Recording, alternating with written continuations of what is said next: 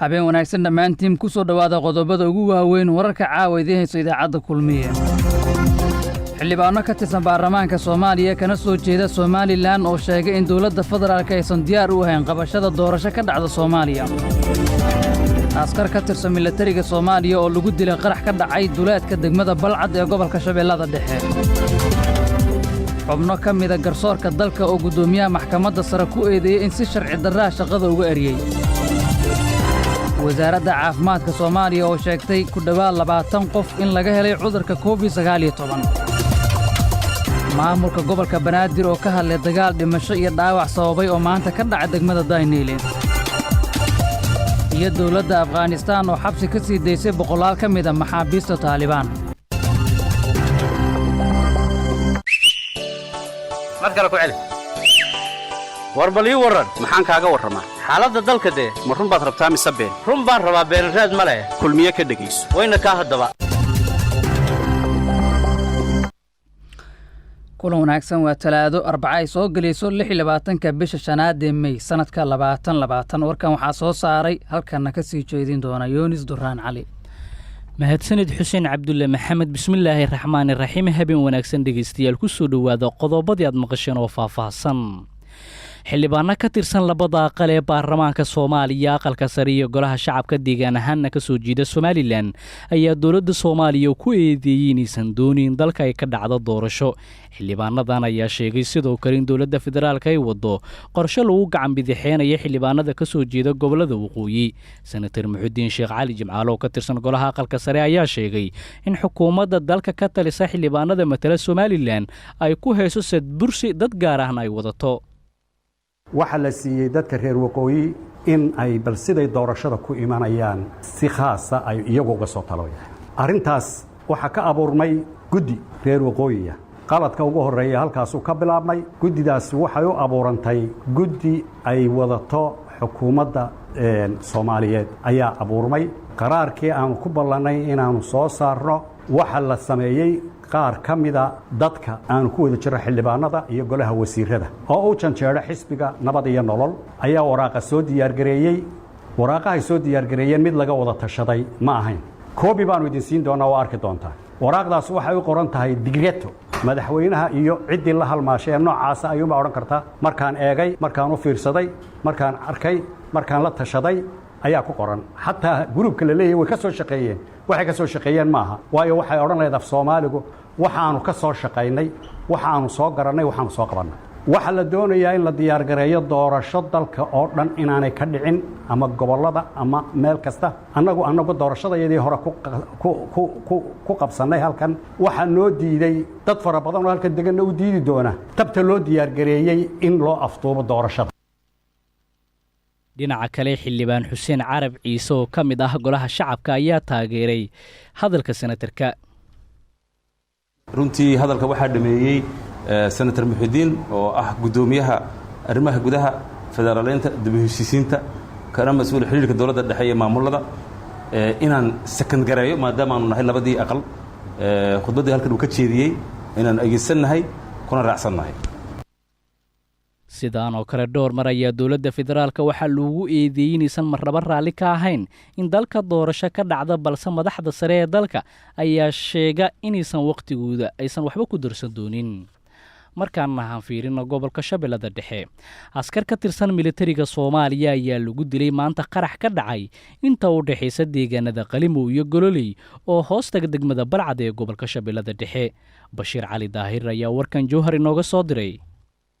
qaraxan la beegsaday kolonyo ka tirsan ciidamada xoogga dalka Soomaaliya inta u dhaxaysa deegaanka Gololey iyo Qalimow oo ka tirsan gobolkan Shabeellaha Dhexe ayaa waxa lagu soo waramayaa inay ka dhashay khasaaro dhimasho iyo dhaawac qaraxan ayaa waxa uu ahaa miinada nooca dhulka hoostiisa lagu aaso waxaana ka dhashay khasaaro dhimasho iyo dhaawac ku dhawaad 5 askari oo ka tirsan ciidamada dawladda ayaa lagu soo waramayaa inay ku geeriyoodeen tiro intaasi ka badan ay ku dhaawacmeen dad goobjoogayaal oo ku sugan deegaanka Qalimow oo xiriir aan la sameeyay ayaa ii sheegay in ciidamadan ay ahaayeen kuwa ka soo amabaxay degmada Balcad kuna soo jeed deegaanka Qalimow ma jirto wax war oo ka soo baxay saraakiisha ciidamada xoogga dalka Soomaaliya oo ku aadan weerarkaasi lala beegsaday kolonyo ka tirsan ciidamada dawladda oo maraya waddada laamiga ee isku xirta degmada Jowhar iyo Balcad mana aan markii ugu horeysay weerar caynkan oo kala ah lala beegsado ciidamo ka tirsan kuwa xoogga dalka Soomaaliya ee ku safra waddada xiriirisa magaalada Jowhar iyo Muqdisho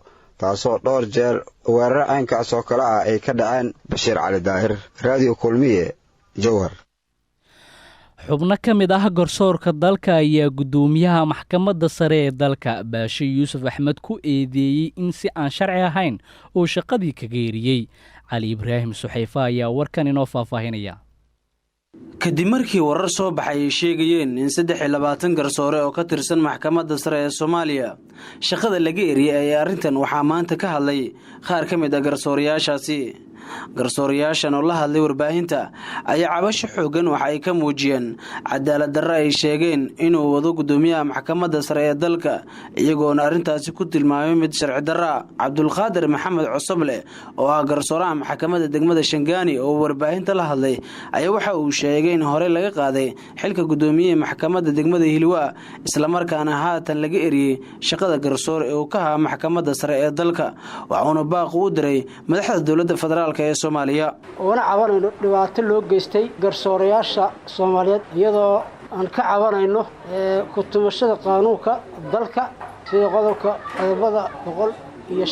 109 farqada 6 iyo xeer nidaamka garsoorka. maxaa yeelay waxa weeye garsooraha waxaa xilka ka qaadi kara dalacsii kara qori kara waa golo adeeg garsoor. garsoorayaal sharciya oo ninka ugu yar oo shaqeynaya 30 sano kan ugu yarna oo joogay 12 sano in 23 garsooro shaqada laga fariisiyay ayadoo aan loo marin qawaaniinta u degsan xeer nidaamka garsoor. sidaa darteed waxaan madaxweynaha dalka oo aanu jecelnahay mudane Maxamed Cabdullaahi Maxamed Farmaajo ra'iisul wasaaraha gudoomiyaha aqalka sare Cabdi Xaashi Cabdullaahi gudoomiyaha aqalka hoose Maxamed Mursal Cabdiraxmaan wasaaradda shaqada iyo shaqaalaha wasaaradda garsoorka gudbinayna cabasho aan ka cabanayno sharci darrada lagu dhacday oo ah mid aan qaban. sidaa darteed waxaan ka codsanaynaa mas'uuliyiinta qaranka in arrintaas ay wax ka qabtaan. sidaa darteed waa in loo soo diro guddi baaro arrintan cadaalad darrada ka dhacday maxkamadaha oo runtii la dhihi karo waxa weeye waa lagu tuntay dastuurka kumeel gaarka iyo xeer nidaamka garsoorka labadaba. sidaa darteed waa in dawladdu ay ka fiirsato arrintan gaar ahaan madaxweynaha waa inaan la hoosgelin. maxaa yeelay garsoore ruqsaynayo caalamka laguma arag suurtagalna ma aha. wabillahi tawfiiq. sidoo kale Sheekh Maxamuud Caraale Maxamuud oo isna ka mid ah garsoorayaasha shaqada laga eriyay ayaa waxa uu sheegay inay muhiim tahay in xilligan baaris lagu sameeyo sababta ka dambeysay in shaqada laga eriyo 23 garsoore isagoona madaxweynaha wasaaradda cadaaladda iyo beesha caalamka ka dalbaday in wax laga qabto cadaalad darrada uu wado gudoomiyaha maxkamadda sare ee dalka. dhibaatada ugu kaleefta shirkan inay qabano wax waay cadaalad darro ka jirta garsoorka 23 garsoor oo inteena hadda aan ka fadhin arrintaas ayaan cabashanahay inaan waxaan aaminsanahay inaan loo soo marin sifo sharci waana la ruqsay karaa qalad way geli karnaa binu aadanahay laakiin sifo sharciga dalka u dhigan nolol soo saarin. sidaa darteeda maxaa qabaa garsoore ma dalacsi kari ma qori kari ma bedeli kari ma anshax mari kari. sidaa darteeda waxaan leenahay gudoomiyaha maxkamadda sare hadduu arrintaas ku kacay aniguna garsoorana asaguna garsoore hadduuna guddi adeeg ku jirin gole adeeg oo ku jirin wuxuu iga bedelayaa marka taas waxaan u cuskanaa sharci darro inay tahay. kow cabashadeena guddiga shaqaalaha rayidka guddiga xuquuqul insaanka wasaaradda cadaaladda wasiirka xeer ilaaliyaha guud ee qaranka guddiga qareennada Soomaaliyeed beesha caalamka ay ugu horeyso World Bank iyo madaxweynaha ummadda Soomaaliyeed Maxamed Cabdullaahi Farmaajo oo hubo haddii arrintan uu ku kacay in lagu qalday aan aaminsanahay. marka madaxweynuhu waxaan ka codsanaynaa sharci ilaaliyay guud ee sharciga tahay garsoore ugu sareeya sharciga tahay cadaaladda adaa ugu sareeya taliye ugu sareeyo waxyaabaha la gaartay ka mid tahay mudane garsoore waa lagu dhigi karaa gole adeeg ka dowjirno adiga waa shir gudoomi kartaa cadaaladda ilaaliyi cadaaladda asaasta qarankana adaa ah. cabashadaas ayaan soo gudbinaynaa. garsoorayaashan ayaa shaqadoodu waxa ay tahay inay matalaan shacabka marka ay fadhiyaan maxkamadaha inay sharciga u hogaansanaadaan ee xashana ka dheeraadaan isla markaana ay tusaale u noqdaan bulshada inteeda kale. wakiilka midowga Yurub ee Soomaaliya Nicholas Berlanka ayaa muujiyay walaac ay ka qabaan saameynta ka dhalan karta dib u dhac ku yimaada doorashada Soomaaliya ee la filayay in dalka ay ka dhacdo marka la gaaro sanadka 2021. waxauu sidoo kale saluug ka muujiyey wakiilka dib u dhigidda wakhtigii loo madalsanaa in guddiga doorashooyinka baarlamaanka soomaaliya ay hor yimaadaan hadalka ka soo baxay wakiilka midowda yurub ee soomaaliya ayaa imaanaya iyadoo shalay guddoonka labada gole ee baarlamaanka soomaaliya ay wakhti kordhin u sameeyeen guddiga doorashooyinka wakhti ay ku hor imaan lahaayeen baarlamaanka iyadoo loo madalsan yahay in 27 bisha soo socotay juun guddiga doorashooyinka ay hortagaan labada gole ee baarlamaanka soomaaliya wasaaradda caafimaadka soomaaliya ayaa sheegtay in 24kii saacii lasoo dhaafay dalka laga helay 22 kiis oo ah dad ay soo riteen xanuunka dilaaga covid-19 xanad maxamed karaama ayaa warkan inoo faahfaahinaya wasaaradda caafimaadka soomaaliya ayaa maanta shaacisay kiisas la xiriira xanuunka coronavirus dadka maanta laga helay xanuunkan ayaa gaaraya 22 qof halka xanuunkan ay ka bogsadeen 18 ruux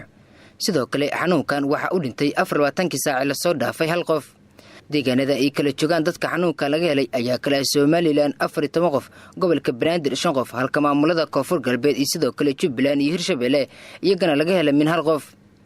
maalinba maalinta ka sii dambaysa waxaa sii kordhaya dadka uu soo ridinayo xanuunkan oo jooga gobolada dalka halka ay sii yaraanayso dadka xanuunkan uu ku soo ridinayo magaalada Muqdisho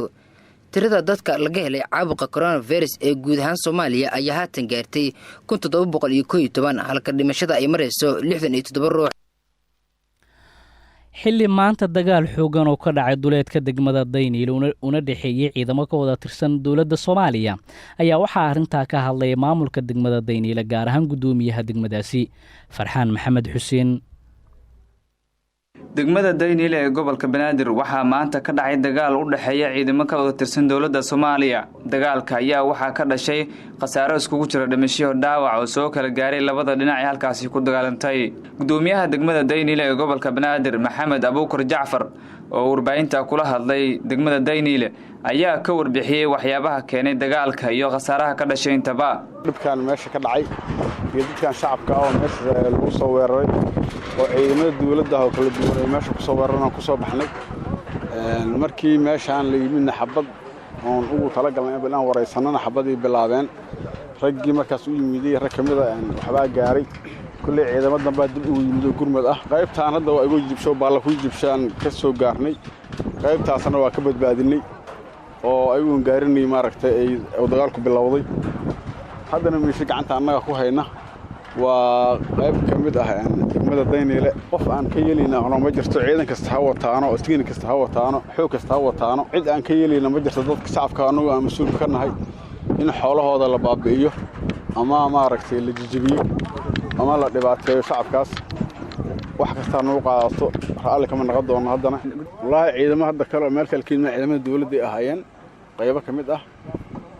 kulli cid kasta dambigeeda iyo qaladka ay sameysana waxa ka hadli doona ama maaragtay arrinkaas ay gaar u tahay dawladda waxaa magaalada Muqdisho ku soo laabtay dagaalada u dhaxeeya ciidamada ka wada tirsan dawladda Soomaaliya iyadoona dagaaladaasi ay ka dhashaan khasaaro iskugu jira dhimasho dhaawac halkaad nagala socotaan waa idaacadda kulmiye markana warkii dibadda dawladda Afghanistan ayaa boqolaal maxaabiis ah maanta ka sii disay xabsiyada dalkaasi maxaabiis ka mid ah ururka Taliban ayaa laga sii daayay xabsiyo ku yaala waddanka Afghanistan oo ay gacanta ku hayso dawladda dalkaasi in ka badan 900 ah dagaalyahanna ka mid ah Taliban ayaa mar kale helaya xorriyadooda kuwaas oo lagu soo qabtay weerarada u dhaxeeya xoogagga xukuumadda Afghanistan iyo ururka Taliban